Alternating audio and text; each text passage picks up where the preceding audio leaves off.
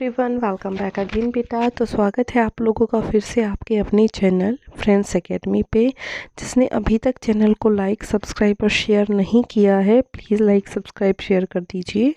अब आते हैं बिना टाइम वेस्ट किए अपनी वर्कशीट पर। इसमें हमने पढ़ना है आंकड़ों के संग्रह पर।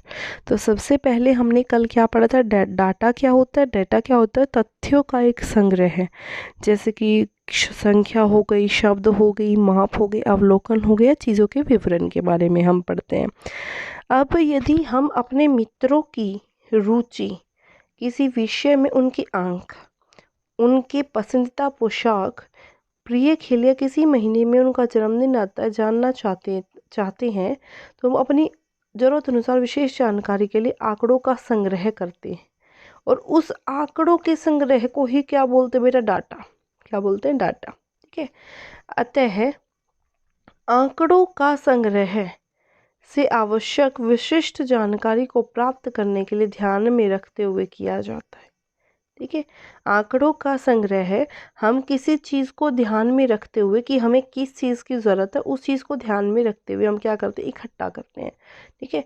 कि एक घर में अगर मैं बात करूं तो ये सर्वे होते हैं कि इस घर में कितनी लड़कियां हैं, कितने लड़के हैं। ये सिर्फ किस लिए किया जाता है कि पता चले कि कितने लड़कों पे कितनी लड़कियां हैं। वो हमारे माइंड में वो चीज़ होती है, ऑलरेडी ध्यान रखा जाता है कि हम किस चीज़ पे सर्वे कर रहे हैं। ठीक है।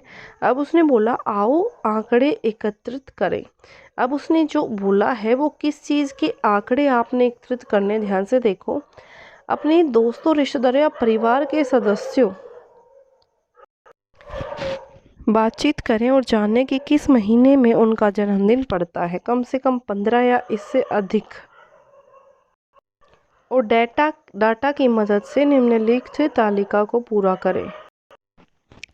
तो बेटा जब हम इकट्ठा करेंगे कि जनवरी में मैंने माना, अगर मैं अपने जानकारी में बात करूं तो मेरी जानकारी में जनवरी में 3 व्यक्तियों का जन्मदिन आता है। ठीक है। फरवरी में 2 व्यक्तियों का जन्मदिन आता है। ऐसे ही आपने क्या करना है, अपने रिश्तेदारी में ऐसे ही डाटा लिखना है कि किस मंथ में कितने व्यक्तियों का जन्मदिन आता है और इसको क्या करना है, फिल करना है। ठीक है। अब आ जाओ उदाहरण पे। उदाहरण क्या कह रहा है? 7वीं कक्षा में 20 छात्रों की हॉबी इस प्रकार है। आर का मतलब है रीडिंग, रीडिंग यानी कि पढ़ना। डब्ल्यू का मतलब है राइटिंग, राइटिंग यानी कि लिखना। एस का मतलब है सिंगिंग, सिंगिंग यानी कि गाना गाना या गायन। ठीक है।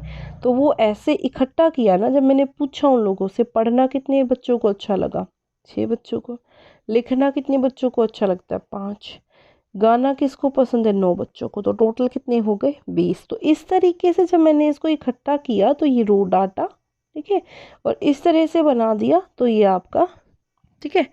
अब इसने क्या बोला, चलिए अभ्यास करते हैं। अभ्यास करने से पहले इसने एक बात बताई, जो परिसर है वो परिसर क्या होता है बेटा? परिसर होता है जो आपकी अधिकतम मूल्य, अधिकतम वैल्यू है, उस अधिकतम में से जो सबसे कम है उसको माइनस कर दो।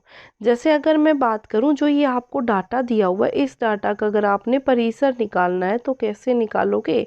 इसमें जो सबसे ज़्यादा है, सबसे ज़्यादा क्या है, गायन। तो गायन में से जो सबसे कम है, सबसे कम क्या लिखना, उसको माइनस कर दो। तो जो आंसर आएगा वो तुम्हारा क्या होगा, परिसर। ठीक है। अब इसने बोला 10 लड़कियों की ऊंचाई सेंटीमीटर में मापा गया था और परिणाम निम्न अनुसार है। तो सबसे ऊंची लड़की की, सबसे ऊंची यानी कि सबसे ज़्यादा कितनी है, 151। ठीक है। सबसे छोटी इनमें कौन सी दिख रही है बेटा, 128। ठीक है। अब सबसे छोटी लड़की की ऊंचाई में से सबसे बड़ी में से सबसे छोटी को घटाए। तो बेटा 11 में से 8 गया 3, यहाँ बचा 4, 4 में से 2 गया 2, तो कितना आ गया, 43 सेंटीमीटर। क्लियर? तो बेटा ये थी आपकी वर्कशीट नंबर